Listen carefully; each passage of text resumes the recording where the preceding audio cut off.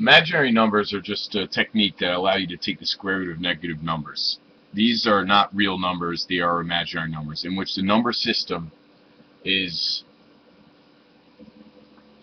expressed as this. So there are imaginary numbers and there are real numbers. A real number is any number. This is rational, irrational, positive, negative. Imaginary numbers are anything other than a real number. So the complex number system includes both real numbers and imaginary numbers, in which real numbers is what we're used to, and imaginary numbers is what we're going to learn today. So now, imaginary numbers are defined by the square root of negative 1 being the letter I. So we're going to simplify radicals just like we normally do, except when we simplify radical negative 32, this negative on the inside becomes an I on the outside. So the square root of negative 32, if I wanted to express this as an imaginary number, the square root of negative 1 is an I. So I radical 32, in which now I can simplify this normally. 32 is 16 times 2, in which 16 is a perfect square. So 4i radical 32. Therefore, the square root of negative 32 can be expressed as 4i radical 32. So now, adding and subtracting imaginary numbers, you treat it just like you do any other radical.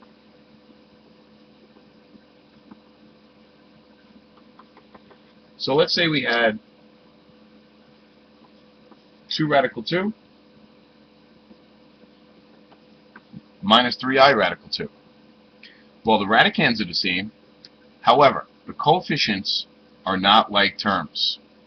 I cannot add a 2 with an I term. You treat i's just like you do x terms. So in this case, I cannot add and subtract these things. But if we had a different example that said 2 radical negative 2 minus 3i radical 2, now I can simplify this radical, and this negative on the inside becomes an I on the outside. Now the radicands are the same, so I can add and subtract the coefficients. 2i minus 3i is negative I radical 2. Again, you treat i's just like you do x terms. You add and subtract them just like you would normally. So now, this is having an imaginary number gives us the ability to solve for x if we were to take the square root of a negative number. So let's solve for x in this equation. X squared plus 10x plus 30 equals 0. Let's complete the square. So we'll take the value of b and divide by 2, giving us 5. Remember that's our factor. Square it, 25. So that's the number we're going to add and subtract. Factor, add and subtract. So we're going to have x squared plus 10x plus 25 minus 25 plus 30 equals 0. Here's our factorable trinomial, in which the factor is x plus 5 and x plus 5. X plus 5 squared plus combined like terms plus 5 equals 0. Move the 5 over and take the square root of both sides.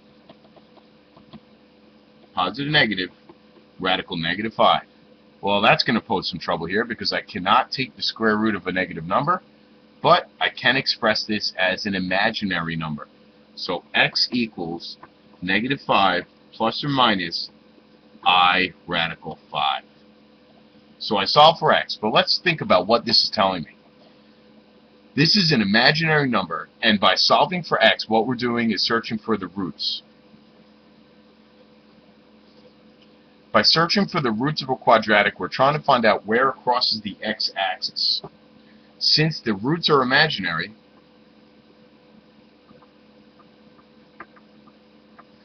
that means this graph does not cross the x-axis. The graph of x squared plus 10x plus 30 does not cross the x-axis. Why do I say that? Because the roots are imaginary. The spot at which it crosses the x-axis does not exist.